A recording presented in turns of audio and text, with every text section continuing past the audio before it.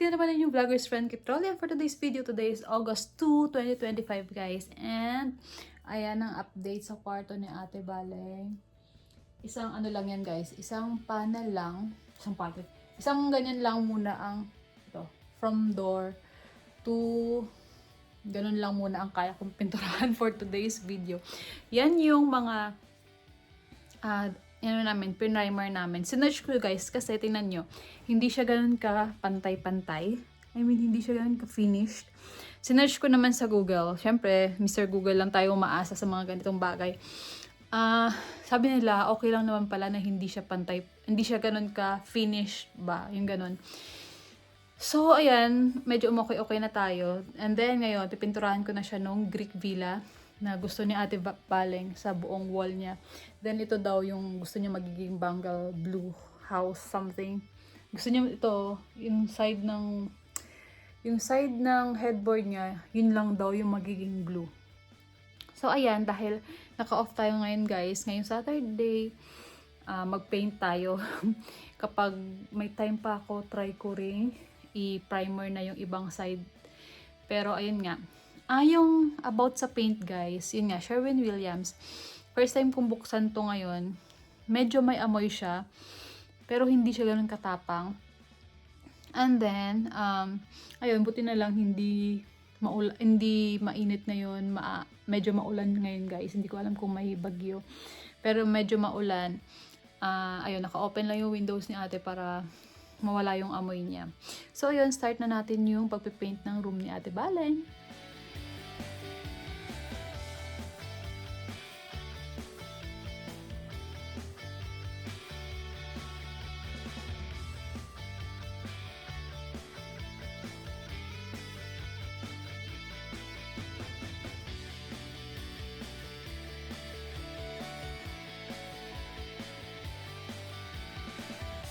So, update guys, ayan, ako lang pala, na-paint ko na siya ng Greek Villa, ayan, pati yung ceiling guys, pero hanggang dyan pa lang kasi hindi pa tapos yung part na to. Then, itong buong wall ni ate dito, na-paint na, ayan, pinapatuyo na lang, ayan, hindi pa tapos yan kasi bukas, or pag may time ako, itong wall naman na to guys, pipaint ko ng ipa-primer ko na ano ko na rin yan, na map ko na rin yan, side na yan. Then ayan, ayan na siya guys. Dito mapapansin nyo, meron ditong hindi ko na prime, ito pa yung dati niyang kulay, pero kasi plan namin dyan is kung ano yung color ng mga trim, kasi gusto niya Bengal blue house nga. So, yan din yung ilalagay ko dito. And, ayan yung update. Ang ganda lang ng color ng Greek Villa. Nakikita ko lang kasi sa TikTok to. Pero ang ganda niya. Kasi parang, hindi siya ganun ka-white na white. Parang off-white, ganyan. Pero, ayan nga. Tapos, naubos ko na isang latay, isang galon, guys. Akala ko, kailangan pa ng second coat. Pero, as you can see, hindi na siya kailangan ng second coat guys. So, feeling ko makakatatlong galon ako dito sa bedroom natin. Feeling ko lang naman. Kasi, kaya pala na-primer din. Kaya pala okay din mag-primer. Feeling ko lang, okay din mag-primer. Lalo na kapag from dark to lighter shades. Hindi mo na siya kailangan ng second coat guys. Tingnan nyo, parang wala nang bakas ng pagkaka-violet. So, ayan yung difference. Nakakatuwa. Na-paint ko na rin yung ceiling banda dyan. Kasi ang plan ko, yung mga gamit ni ate dito guys, ilipat ko siya doon once na natuyo na. Then, ayan na. O, diba? Ang cute lang. Nakakatuwa. Kasi nga, ang gusto ni ate B, dito lang sa side na to, ang color blue na shade ang gusto niya, plus yung mga trim, yan, mga blue din yan. Then, lahat, ceiling and everything, aside from that, magiging Greek Villa or white color na siya, guys. So, kay Lupi, gusto niya rin ng blue. Next time, wag muna natin pakialaman yun, guys, kasi okay naman yung room niya. Ito muna tapusin natin.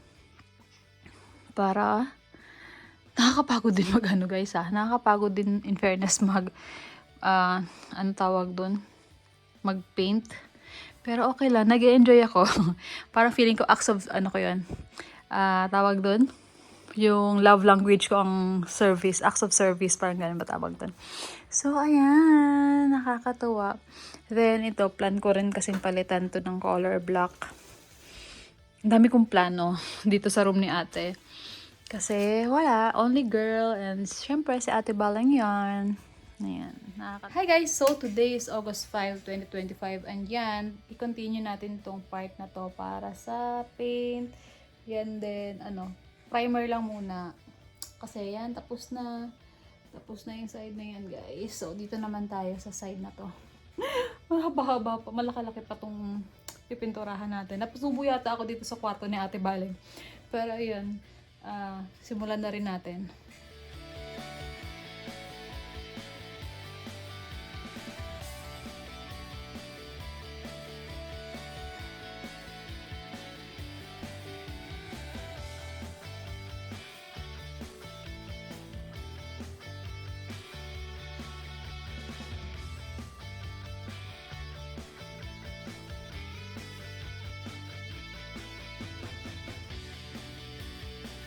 Ayan na guys, medyo malapit na tayo sa katotohanan. Na prime na tong mga to. Yung sa likod ng headboard ni ate, hindi pa. Kasi medyo mabigat yung kama niya. Tsaka ibang color naman yan. So, ito sa side na to. Plus itong side na to na primer na. Dito sa bubong niya. Bubong yun. Sa ceiling ni guys. Ito pa lang yung side na to yung napipinturahan ko talaga. Ito. Hindi pa. So, ayan. Medyo napagoda tayo ngayon. Akala ko itong side lang yung magagawa ko. In fairness, nadamay na rin tong side na to. So, hanggang dyan muna ako ngayon. Kasi, medyo, kapag tinuloy ko mamaya, medyo mabaho kasi yung pintura. So, mamaya, ay sa susunod, yan natin yan. Paint na talaga natin siya. So, ayan yung update for today. So, yun guys. Today is August 6, 2025. Nag-call out ako dahil walang maghatid sa mga bata. Ayun, nahatid ko na sila. And right now, yan. Project natin is kukontinue ko yung pagpipintura dito sa room ni Ate Baleng hanggang wala pa yung mga bata. May time ako mag-paint. Then, ayun, tingnan natin yung kung hanggang saan yung matapos ko. Naubos ko na yung isang lata ng white, guys. So, ito, pang second na gallon ko na yan. And hopefully, ma-finish ko tong side na to para itong side na lang. Diyos ko, malapit na birthday ni ate. August 20 yung birthday niya. And until now, hindi ko pa tapos tong room niya, guys. So, hopefully, this week or next week, matapos ko na talaga to. So, ayun, samahan niyo ako sa pagpe-paint ko ulit.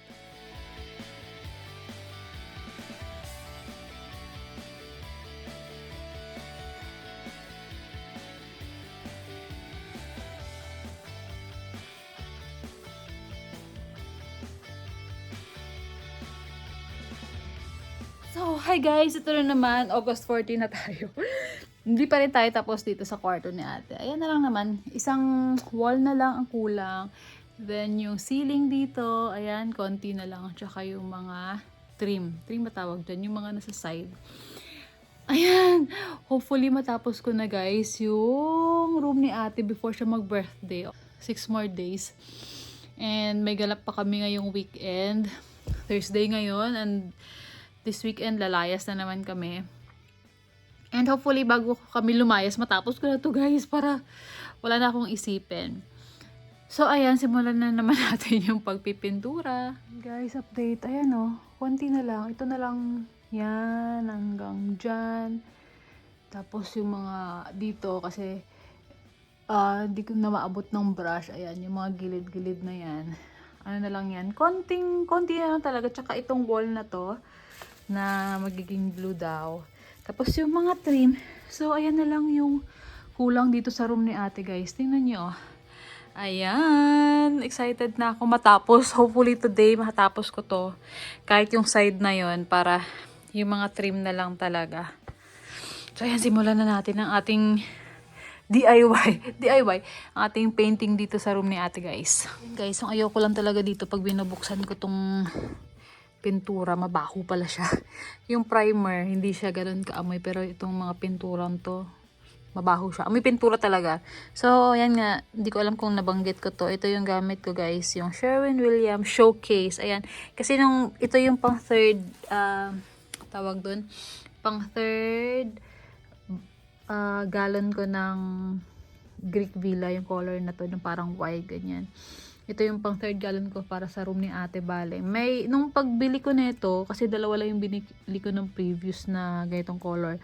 May iba-iba pala siyang parang, may mga flat, may mga, sain, may mga, ewan ko kung ano yung mga texture. So, pinili ko is flat plus yung showcase na to, guys. Okay naman.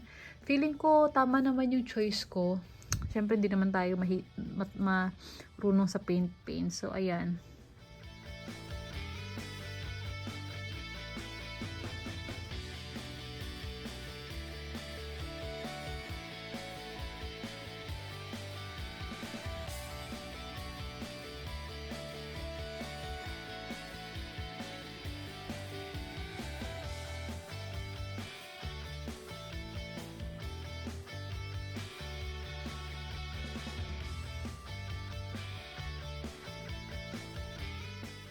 Update, guys, ayan, malinis na. Hindi ko kasi matanggal, hindi ko alam kung paano tanggalin yung blind. So, medyo may purple pa siya, pero mabilis na takpan yun, guys, kasi may cortina naman. So, ayan, update. All white na yung room ni ate. Aha. Diba? Yun na lang. Itong side na lang na to yung kailangan kong what do you call that? I-prime. May primer pa ako dun sa baba. Ang primer ko na yung iba dyan eh. Tapos itong dito, ayan. Pero ayan, guys, konti na, as in, yan na, oh, diba? Okay na dito sa ceiling. Tapos ito na lang talaga yung part na nasa headboard ni ate na color blue. Hindi ko pa siya pwede ngayong pinturahan kasi nga basa pa yung sa side. Kasi bala ko, lagyan siya ng frog tape, yung square na yan or rectangle, whatever. Kaya lang, basa nga pareho yung both sides. So, kapag natuyo na, doon ko na lang yung frog tape, tapos start na rin ako magpintura dun sa side na yan. So, ayan. Wait, guys, ayan, hindi ko na tiis, pininturahan ko na rin. Ayan, konti na lang. Actually, hindi ko na nga pinrime yan. Kasi yung primer lang dyan is nandito sa taas, yung sa baba. Hindi ko na pinrime. Pero, ayan. Tingnan nyo. Yung mga trim dyan is may mga color na. Ayan, konti na lang. Tomorrow siguro tapos ko na yan, guys. Mga ano na lang. Yung mga trim na lang sa mga ganito. Pero kahit hindi na muna.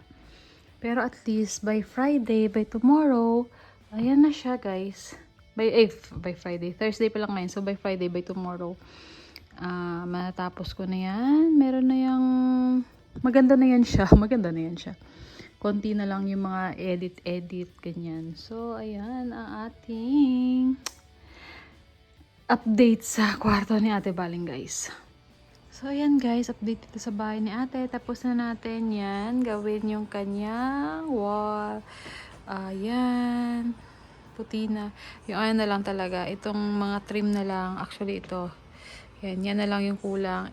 So, update, guys. Today is August 26. Pero natapos ko tong pinturahan tong room ni ate ng August 18. Ayan na yung kanyang bedroom. Ibang-iba na dun sa dati na purple. So, all white. Tapos yan, yung wall niya dyan. Gusto daw niya. Then, yan na yung bed. Dyan yung, naka-pajama pa ako. Ayoko yan, naka-pajama pa ako. Yung decor na yan, nabili namin sa Georgia, sa Hobby Lobby. Ewan ko bakit duck yung napili niya. And then, ayan, yung kanyang all white na rin dyan. Curtains and everything. Dyan, ito, sabi niya gusto daw niyang magpabili ng another ganito, tawag dyan, display cabinet. So, tingnan natin kung makakabili tayo. Pero sabi niya, okay lang din daw kung pinturahan ko na lang ng white. So, pag may time ako, paint ko na lang din ng white. Then, ayan, all white na siya, guys. And then, yung mga trim. Ayan, napinturahan na. So, before kami nagkaroon ng bisita dito guys, naayos na namin to. Pinturang-pintura na siya, ibang-iba na. So, nagustuhan naman ni Ate Baleng yung kanyang bedroom. Gusto na niya kasi nga, ito na yung gusto niyang color. Ganyan. So, ayan, dito ko na tapusin ang vlog ng paano pagpintura. Feeling ko, napasubo ako sa pagpaint ng room niya kasi sobrang laki. I mean, malaki siya, kaya napagod ako kasi mostly talaga ako talaga yung nagpaint dito. Taga-request lang si ate ng color kung anong gusto niya. So, ayan, ayan na ating ganap. Thank you for watching this vlog, guys. Mga next projects natin dito sa house, sama ulit kayo sa akin. Ayun, thank you for watching this vlog. Bye!